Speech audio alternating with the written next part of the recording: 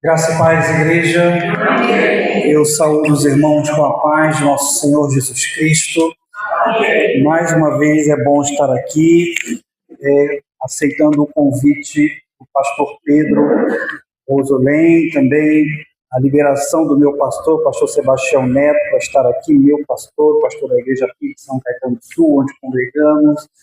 Eu quero mais uma vez agradecer aos irmãos nessa noite. Eu estou trazendo aqui a minha família, os irmãos já conheceram aqui a Elis Regina, que não canta, mas me encanta.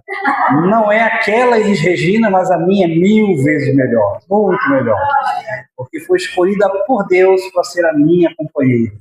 Quando eu era garoto, quando eu era adolescente, eu ia aos cultos, quando eu era no início da minha juventude também, eu via os pastores convidados da minha igreja apresentando a esposa, eu falava, um dia eu vou fazer isso, um dia eu vou apresentar minha esposa numa igreja. E Deus atendeu o pedido do meu coração, me deu uma família linda, abençoada. A Lois acordou, estava dormindo, o Lois e o Bruce, o garotão e o menino, estão aqui também. Nas duas oportunidades que eu tive aqui, os irmãos não tiveram o privilégio de conhecê-los. Então, meus irmãos, nessa noite eu gostaria de refletir com os irmãos sobre um tema. Eu acabei de falar sobre a questão do convite, que foi feito. Isso tem a ver com confiança.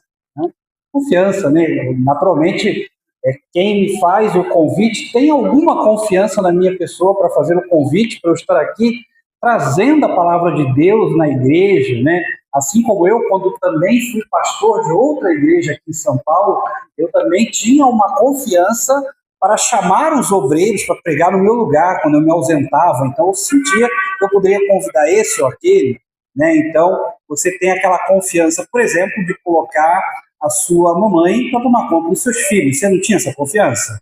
Claro que tinha, sua mamãe, Mas você não colocava na mão de qualquer um, colocava? Qualquer pessoa, o vizinho quer tomar conta do teu filho. Você não vai confiar, a menos que seja uma pessoa que você tenha muito carinho, muita amizade. Então, confiança ela tem algo a ver com uma crença. Confiança tem a ver com uma crença na índole.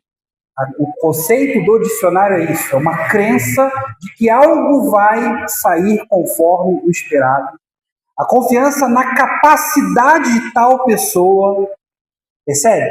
Os homens que gostam aí de futebol, Vocês confiariam em quem para jogar no seu time? Romário ou Yuri Alberto? Quem você confiaria mais para jogar no seu time? Ora essa. Você entende? Porque você sabe o que esperar da pessoa, sabe o que esperar daquele atleta, A pessoa já demonstrou. Então, a confiança ela tem a ver com isso. Então, o tema da mensagem dessa noite é a confiança que falta. Abra sua Bíblia, por gentileza, no livro de Lucas, capítulo 5. Lucas, capítulo 5, a partir do verso 1, que é um texto que nós conhecemos bem, nós já vimos tanto na escola bíblica dominical, eventualmente também, muitos pastores pregam sobre esse texto, Lucas 5, que é um texto onde fala, que ele é muito claro, ele é bem detalhado sobre essa convocação de Jesus sobre os discípulos. E depois dessa convocação, ele tem um evento muito próximo a essa convocação com os discípulos que acabou de conhecer, que é a grande pesca, a pesca maravilhosa, que os irmãos conhecem bem, Certo dia, Jesus estava perto do lago de Genezaré e uma multidão o comprimia de todos os lados para ouvir a palavra de Deus. Viu à beira do lago 2 barcos, deixados ali pelos pescadores que estavam lavando suas redes. Outro irmão, versículo 3, por favor.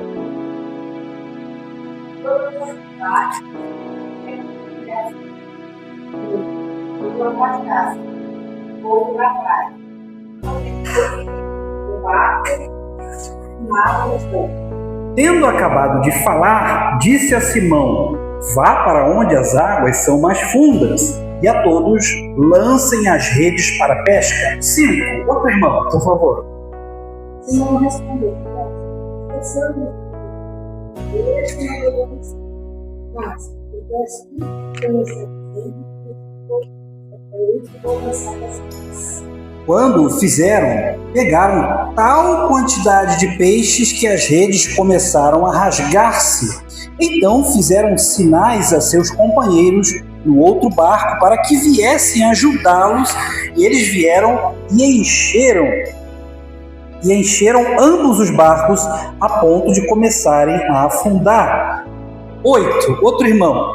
Quando Simão Pedro viu isso, prostou-se aos pés de Jesus e disse: Afasta-te de mim, Senhor, porque sou muito pecador.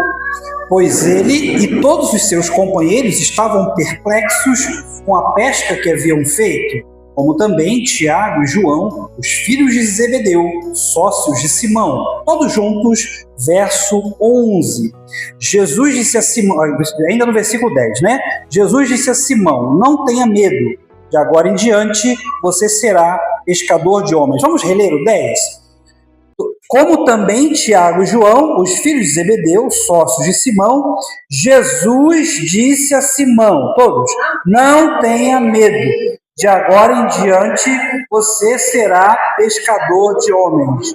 Eles então arrastaram seus barcos para a praia, deixaram tudo e o seguiram. Só até aqui. Feche seus olhos, por gentileza, vamos orar a Deus. Amado Deus, eterno Pai, usa a minha vida nessa noite, usa, Senhor Deus, nosso entendimento para não só ouvir a sua palavra, não só entender intelectualmente o que o Senhor quer para nós, mas praticar o que o Senhor está querendo de nós. Fazer a sua vontade no dia a dia. Perdoa as nossas faltas diante do Senhor e nos ajuda a sermos melhores filhos, mesmo sabendo, Senhor Deus, que somos imperfeitos, mas nos ajuda a nos aproximarmos cada vez mais daquele servo que o Senhor planeja, do Senhor projeta e que o Senhor deseja para nós. É isso que eu lhe oro em nome de Jesus. Amém. Meus amados irmãos, o texto ele deixa claro que esse momento da convocação, a convocação dos discípulos, ela é uma coisa muito interessante, porque ela vai de encontro a uma cultura que nós não temos. Você confiar em uma pessoa que chegou de repente, de um mestre que você ouviu falar, que Jesus era um mestre que alguns haviam ouvido falar num dado momento. Então, Jesus ele não era uma pessoa do círculo de confiança, do círculo de amizades dos discípulos. Então, deixa eu perguntar para os irmãos, qual era a profissão de Jesus? Jesus era profissional em quê? Qual era a profissão? Carpinteiro. O serviço de carpintaria, qual que é a relação que tem com a pesca? Zero. Não tem relação. Você tem uma técnica, que é uma técnica pesada, ambos têm também muito trabalho braçal, mas são trabalhos muito diferentes. Então eles confiam não só na chegada do mestre, na palavra de alguém que chegou recentemente na comunidade, está sendo falado nas vizinhanças, mas é uma pessoa que eles não conheciam no seu convívio familiar. Lá vai esse homem, que não era pescador, se meter nos assuntos de pescador. Pensa comigo, nós como seres humanos, se fosse na vida de hoje, no mundo de hoje, na vida profissional que temos hoje, será que a gente confiaria em Jesus? Tomara que sim.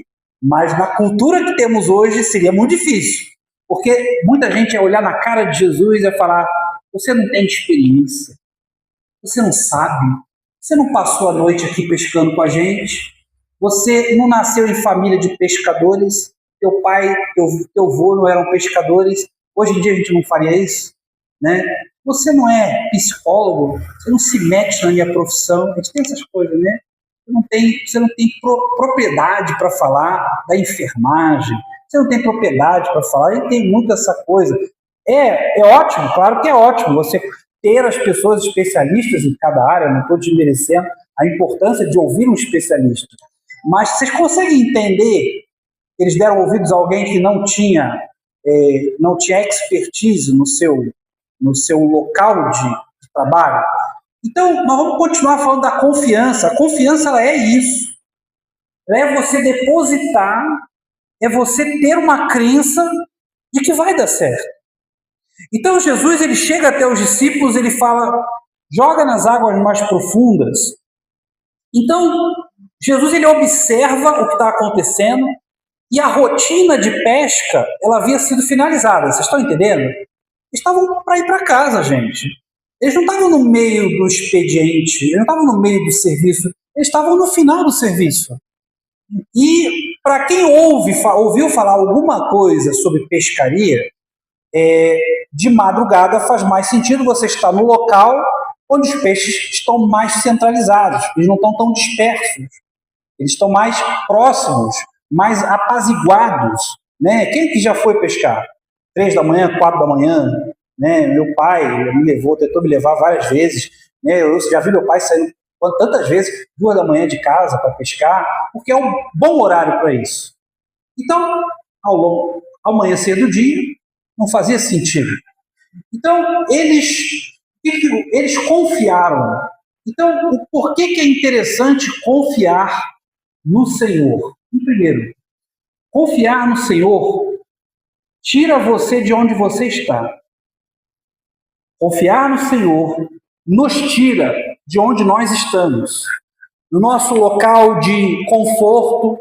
Aqui não está dando certo, aqui não está funcionando. Quando a gente confia em Jesus, a nossa vida tem essa tendência de mudança, de você precisar sair de um local de conforto. Então, quando eu tive a oportunidade de fazer diferente com a minha vida, eu precisei confiar em Deus, porque eu tinha todos os indícios da minha vida profissional ser muito diferente. Onde eu estava trabalhando, eu ganhava bem, eu tinha uma vida relativamente boa financeiramente, e era um rapaz solteiro, cheio de vida, cheio de saúde. Então, Deus me chamou para o ministério. Então, na minha cabeça, ao final do seminário, eu ia fazer outras coisas com a minha vida. Eu ia viajar, eu ia fazer curso de especialização, eu ia fazer outras coisas para crescer na vida, entre aspas. Mas chegou o momento em que eu precisei confiar em Deus e ir para o campo missionário. Eu precisei confiar, porque eu não tinha garantia alguma de que a minha vida iria melhorar. Muito pelo contrário, eu tinha expectativas muito piores, muito menores em relação àquilo que eu planejava. Então eu precisava confiar em Deus para dar um passo de fé. Confiar em Deus foi extremamente necessário para a minha vida. Você, por exemplo, você tem que entender, você não pode tratar coisas temporárias como eternas. O seu trabalho é temporário. Confiar em Deus é uma coisa que você vai levar para sempre. E para além da sua morte, quando você falecer, quando você sair dessa terra, você vai conviver com o Senhor. Então essa confiança, ela vai se estender para além da vida.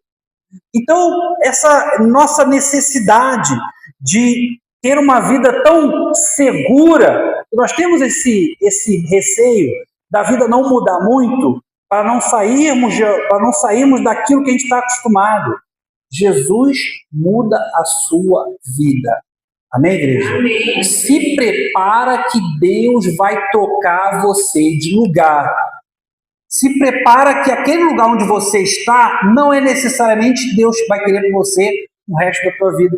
Você gosta de morar em tal bairro? Deus pode te mandar para outro bairro.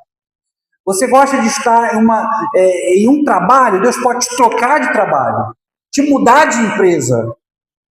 Eu trabalhava num shopping, eu trabalhava, ganhava bem, ganhava uma comissão boa. E quando eu saí, eu ouvi tanta oposição, eu ouvi tanta reclamação.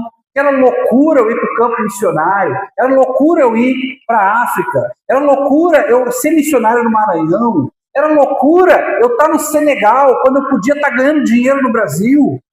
Então Jesus foi e mexeu com a minha vida. E Ele quer mexer com a sua também.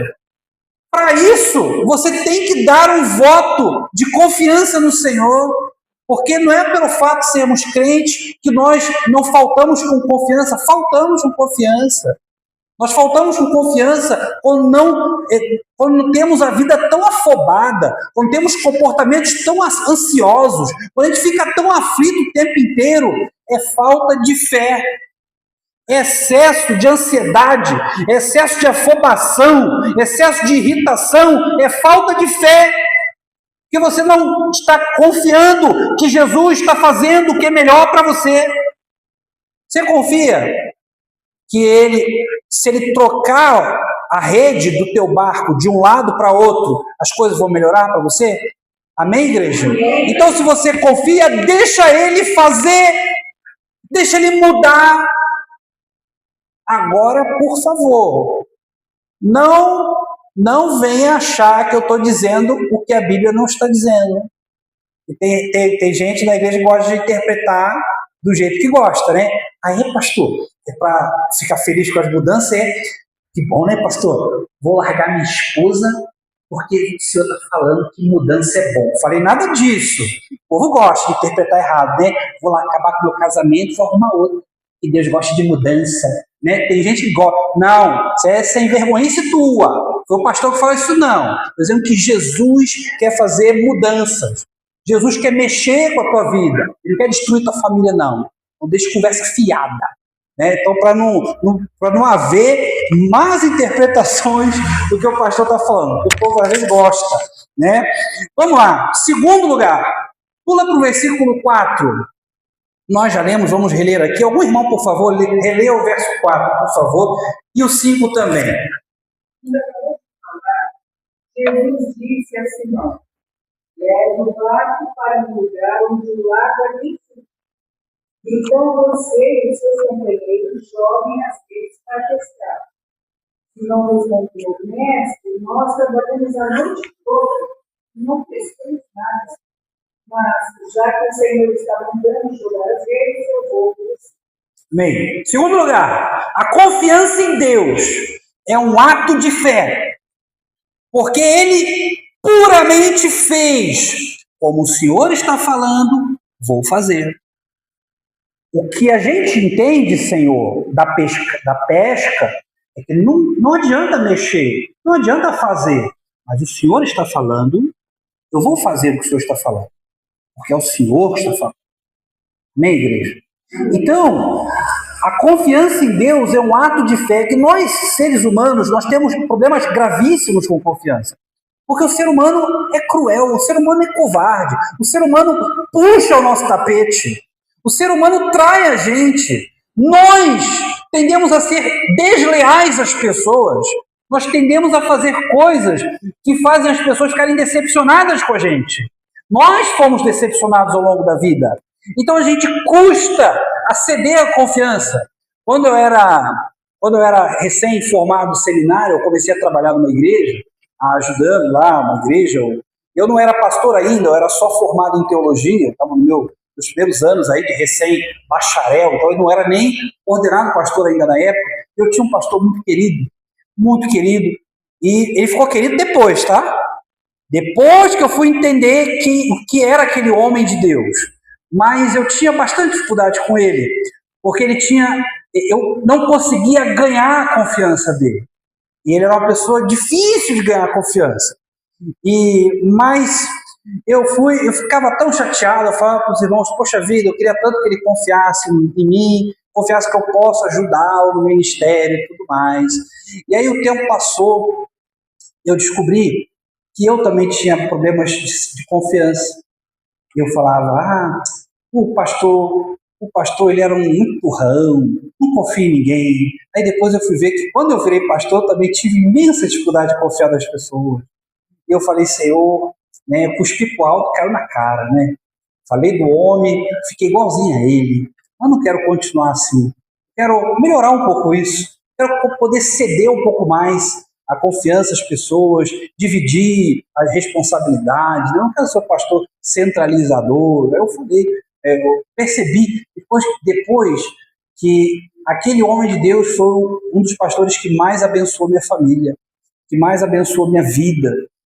Foi o pastor, foi parar na minha casa quando eu tive malária. Quando eu cheguei da África, doente de malária, ele foi lá, visitou. ministrou a minha mamãe nem crente era. Então, agradeço muito a Deus pela vida dele. E foi uma pessoa que me ensinou a caminhar nessa área da confiança, mas eu percebi que é melhor confiar em Deus. Então, a gente, como ser humano, a gente tem muitos traumas, muitas coisas deixam a gente inseguros para confiar, né? Mas você, em primeiro lugar, tem que confiar em Deus, amém, igreja? Você confia que Deus vai usar a tal pessoa. Confia que as coisas podem melhorar. Confia que talvez a tua capacidade de fazer as coisas não é a melhor. Quem tem aqui aquele colega de trabalho que adora fazer tudo sozinho? E todo mundo é incompetente. Só ele é bom. Alguém já teve algum colega de trabalho assim? Ninguém vai nada. Ninguém sabe fazer o serviço. Só eu sei fazer o serviço. Deixa eu dizer uma coisa para você. Quando tu morrer, meu chapa, vai entrar outra pessoa melhor que você. Vai entrar outra pessoa que sabe fazer, que vai aprender o serviço igualzinho você. Pode até te superar. Então, confia em delegar, confia em passar o serviço. A gente morre de medo de passar o serviço no trabalho, com medo de ser mandado embora, né? Se eu passar o serviço, o colega aprende, a empresa vê que o colega aprendeu e bota na rua, né? A gente tem esses problemas de confiança. O ser humano, infelizmente, tem essas coisas de deslealdade, né? Vamos lá. Versículo 6. Vamos ver se lê o versículo 6. Versículo 6 diz assim: quando fizeram, pegaram tal quantidade de peixes que as redes começaram a rasgar-se. Então fizeram sinais aos seus companheiros do outro barco para que viessem ajudá-los. E eles vieram e encheram ambos os barcos a ponto de começarem a afundar. Em terceiro lugar, quando você confia em você, em Deus, não na tua capacidade técnica, profissional, quando você confia em Deus, você vê o milagre acontecer. Amém, igreja? Amém. Porque é muito fácil a gente confiar que as coisas vão funcionar se a gente treinou, se a gente estudou, se a gente se capacitou. Então a gente confia que vai funcionar. A gente confia que vai dar certo. Então, eu quero dizer a você, confia primeiro em Jesus. Tanta gente capacitada, tanta gente inteligente deu errado na vida porque não confiou em Deus, confiou na própria arrogância e não viu o milagre acontecer. Deus vai fazer coisas na sua vida apesar da sua limitação. Amém, igreja? Você tem limitações intelectuais, como qualquer pessoa. Você tem limitações físicas, como qualquer pessoa. Mas ninguém vai impedir Deus de fazer o que Ele tem que fazer. Ninguém vai. Pastor, porque tal pessoa não merecia estar no lugar que está. Quem merecia? Você? Porque quem determinou que tal pessoa não merecia estar onde está? Você determina? Deus coloca, põe uma coisa na tua cabeça, Deus coloca, Deus levanta quem Ele quer. Não é quem você acha que merece. Deus dá coisas maravilhosas a quem Deus achou que é, dependendo do seu propósito, vai acontecer. Não é porque você acha que merece. Né? Porque fulano não merecia ter tanto sucesso. Então quem é que merecia? Você merecia? Você é tão pecador quanto tal pessoa? Pastor, mas tem tanta gente ruim aí, né, ganhando coisas, né? Tanta gente ruim. A Bíblia já fala que isso é pecado. Né? Não invejais os que praticam a iniquidade. Não é isso que a Bíblia diz? Não tem que ter inveja do sucesso de quem é ímpio e está prosperando. Porque, deixa eu dizer uma coisa para vocês. Você acha que a graça de Deus, as dádivas de Deus, as coisas boas de Deus, você acha que cai só no colo do crente? Não. Quantos aqui conhecem ímpios que prosperam maravilhosamente bem? Deus não permitiu a prosperidade daquele ímpio? O que Deus espera para essa pessoa que não teme a Deus é que ela se converta, amém, igreja?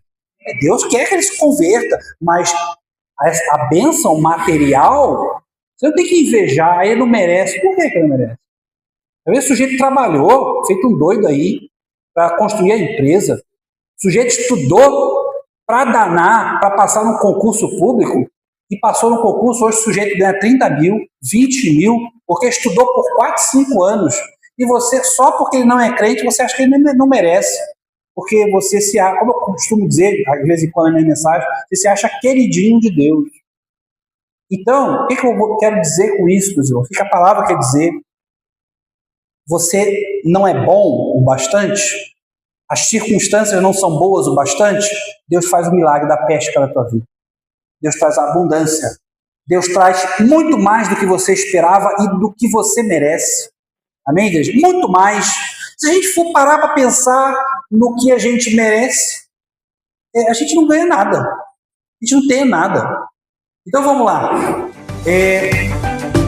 Então, em terceiro lugar, versículo, já lemos aqui o versículo, né? Falamos aqui sobre a vida de Pedro.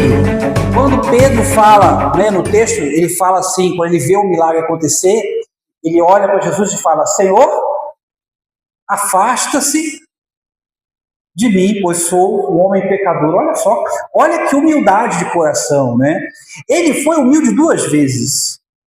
Duas vezes. Primeiro, por deixar Jesus tomar a decisão dentro do barco. Segundo, por reconhecer a pequenez e reconhecer os pecados que ele cometia diante do Senhor. Ele foi humilde duas vezes, ele quebrantou o coração duas vezes. Isso alegra o coração de Deus, que a gente não tem ideia. Quebrantamento de coração, é uma coisa que Deus se alegra o coração quebrantado. Muito mais do que o sucesso de um soberbo. Guarde isso. Guarde isso. Porque uma pessoa quebrantada de coração, a gente tem uma mania extrema de desmerecer essas pessoas. Mas olha, tem uma coisa que Deus que entristece é ver uma pessoa que comete pecado e é descoberto, que teve a vida descoberta e não reconhece, e não tem o coração quebrantado diante de Deus. Essa pessoa joga aos quatro ventos que a igreja é isso, que a igreja é aquilo, mas nunca se quebranta diante de Deus. Todo mundo está errado, menos ela. Todo mundo peca, menos ela. Ela não se quebranta, não se arrepende, não muda. Pedro olhou para Jesus e falou: Senhor, olha, se afasta de mim, eu sou pecador. Quebrantamento de coração. Quer ver o milagre? Quebranta teu coração diante de Deus. Amém, igreja? Larga soberbo. Ah, não, eu faço, eu aconteço. Pede para Deus tirar esse teu coração. O milagre vai acontecer na tua fé, o testemunho eterno que você pode dar para as pessoas, os livramentos, os milagres. 8, a gente caminhar para o final. Pula para 8. O irmão leu 8, por favor. Quando o Simão Pedro viu o que havia acontecido, jogou-se e disse: Senhor, afaste-se, eu sou pecador. 9. Simão e os outros que estavam com ele ficaram admirados com a quantidade de peixe que haviam apanhado. Isso. Eu vou ler a segunda parte do outro versículo. Jesus disse a Simão: não tenha medo, de agora em diante você será pescador de homens. Amém, igreja? Em quarto lugar, confiar em Deus te garante propósito de vida. Guarde isso. Quantos aqui conhecem um adolescente que vive triste, vive deprimido, ou um jovem que vive chateado porque sente que a vida não tem nenhum valor? Sente que a vida não tem nenhum rumo?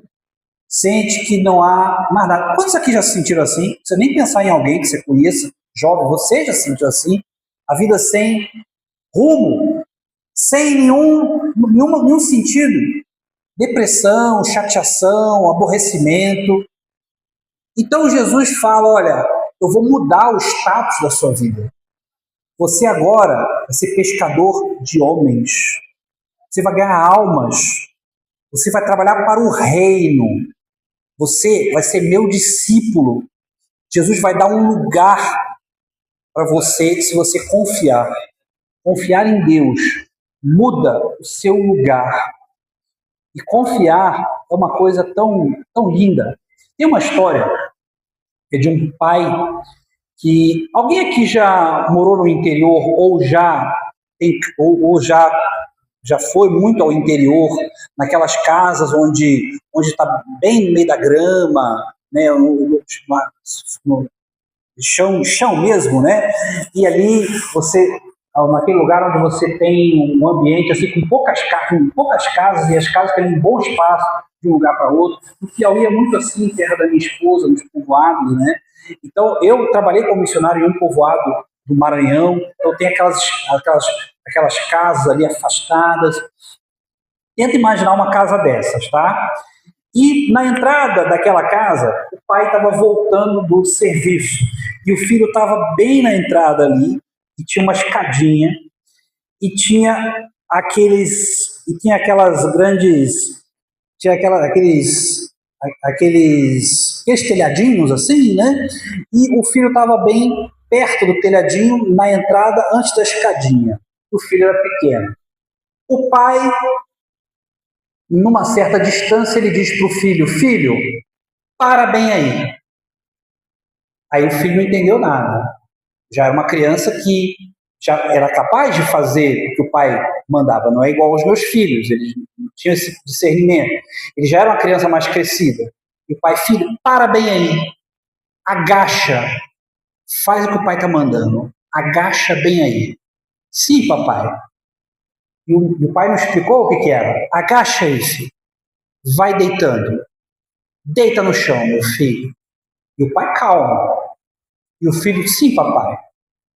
Agora você vai para dentro de casa bem devagar. Você vai arrastejar para a porta de casa. Mas o filho, o que ele queria fazer? Ele queria abraçar o pai. Não vem abraçar o pai. Não vem abraçar o pai. Rasteja para dentro de casa. Aí o menino foi para dentro de casa e não questionou. Quando foi ver, em cima do telhado tinha uma cobra pronta para dar um bote no garoto.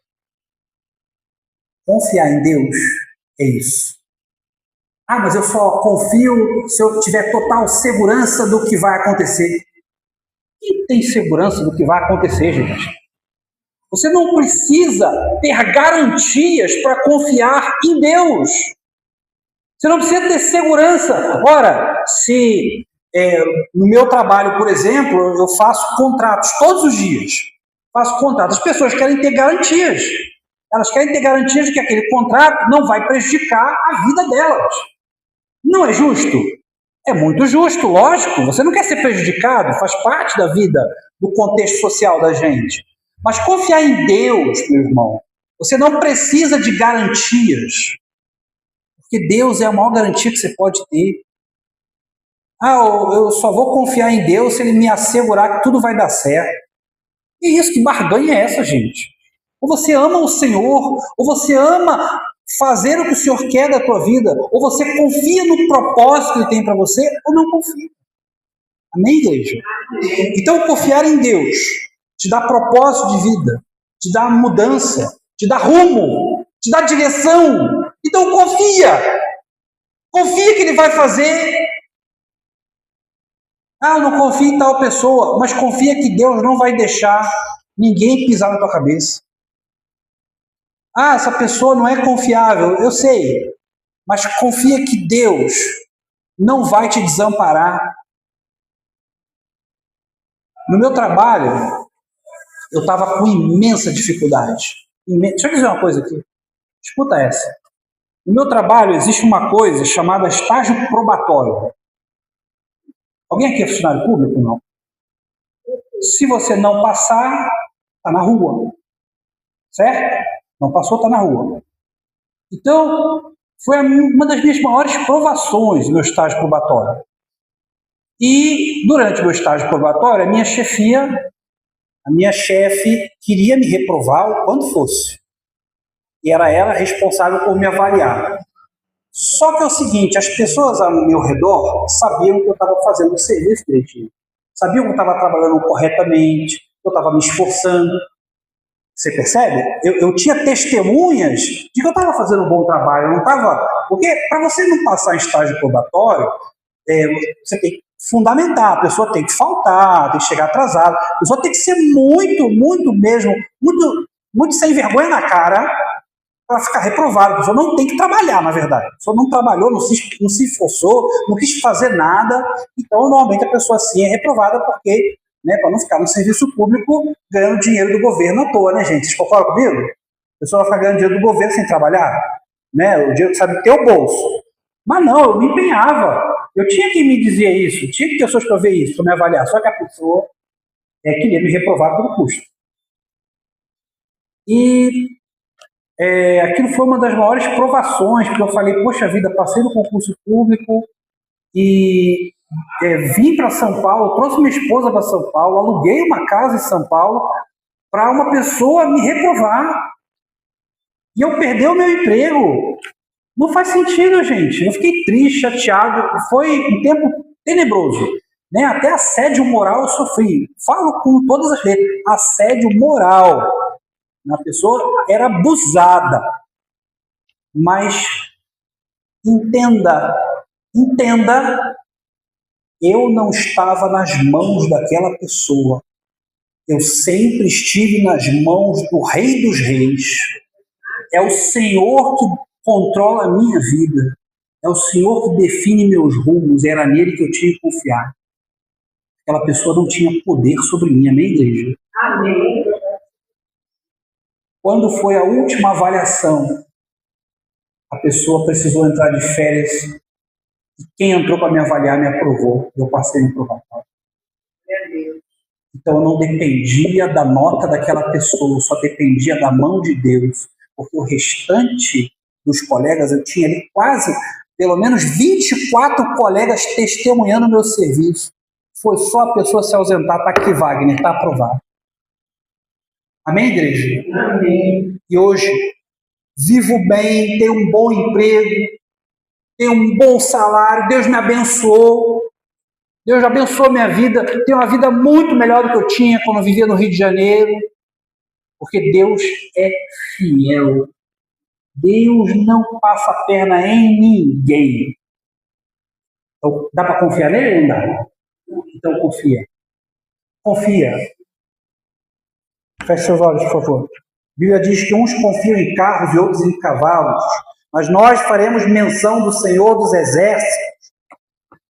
Então confia em Deus, que é um passo de fé. É um ato de fé. Fé é uma coisa muito bonita. Feche seus olhos, continue orando, continue em oração. Há alguém aqui essa noite que gostaria, que desejaria, ainda não aceitou Jesus como Salvador e Senhor, quer tomar uma decisão ao lado de Jesus. Você que é visitante, há alguém aqui que não é membro desta igreja, quer tomar uma decisão ao lado do Senhor. Levante as suas mãos a alguém quer tomar uma decisão dizendo para Deus, sim, eu quero aceitar Jesus como meu Salvador e Senhor, eu quero confiar nele. Ele é o único, suficiente, capaz de me levar até a eternidade, para a alegria completa, a alegria eterna ao lado do meu Criador. Amém. Alguém aqui, continue orando. Irmãos da igreja, continue orando. Alguém aqui que gostaria de tomar uma decisão pessoal. Eu não vou pedir para ninguém vir aqui à frente. Alguém aqui quer tomar uma decisão pessoal ao lado de Jesus. Você crente, você já convertido. Eu quero confiar mais no Senhor. Eu quero que as minhas atitudes mostrem alguém que confia e não em alguém que tem reservas com Deus. Eu quero mudar isso na minha vida. Eu não confiei no meu pai, mas eu confio no Senhor. Eu não confio na minha mãe, mas eu confio no Senhor. Há pessoas que você devia ter confiado, que puxaram o seu tapete, que traíram você, mas você vai continuar confiando em Deus, apesar da vida ser como ela é. Você vai continuar confiando em Deus. Há alguém aqui essa noite que, apesar de tudo que a vida manda, não confiar em Deus, você vai confiar. Levante as suas mãos. Amém. Pode baixar sua mão. Graças a Deus. Há mais alguém? Eu quero confiar mais em Deus. Pode baixar sua mão. Eu vou confiar mais em Deus com as minhas atitudes. Amém. Pode baixar sua mão. Pode baixar, já te vi. Eu vou confiar. Amém. Eu vou confiar em Deus, sim. E eu quero que Deus me ajude a confiar mais nas pessoas. Eu quero confiar mais no meu marido, na minha esposa. Não tem como manter um casamento abençoado se você ficar desconfiando da tua esposa o tempo inteiro. Não tem como ser feliz na vida 2 se você fica o tempo inteiro pensando coisa ruim do teu marido. Se você não confiar que seu filho vai crescer, se tornar um homem e tomar boas decisões, se você não confiar que coisas boas podem acontecer, não vai dar certo. Você tem que confiar em Deus. Continua orando. Há mais alguém dizendo, olha, Senhor, eu quero confiar mais, e eu não quero só dizer de boca para fora, eu quero que minhas atitudes de vida provem que eu confio no Senhor dos Exércitos. Há mais alguém? Levante as suas mãos. Amém. Graças a Deus. Amém. Deus te abençoe. Graças a Deus. Vamos orar. Santo Deus, amado Pai, te louvamos, ó Deus, porque o Senhor é digno de confiança. Nós faltamos com confiança com muita gente ao longo da vida. As pessoas faltaram com confiança. Muitas pessoas foram desleais conosco, mas o Senhor sempre foi fiel. O Senhor sempre foi fiel. Obrigado, Senhor, porque o teu caráter não muda apesar do nosso. O teu caráter não muda apesar da nossa infidelidade. Então nos ajude a confiar. Nos ajude a estender a mão. Deixar o Senhor pegar a nossa mão e levar para onde o Senhor quiser levar. Não para onde a gente acha conveniente. Não queremos confiar no Senhor com uma condição. Não queremos ter condição para confiar ou garantias ou lugares agradáveis aos nossos olhos. Queremos fazer o que o Senhor quer. Queremos fazer a tua vontade. É isso que eu lhe oro em nome de Jesus. Amém. Amém. Graças a Deus. Que Deus abençoe a todos. A palavra está por minha direita.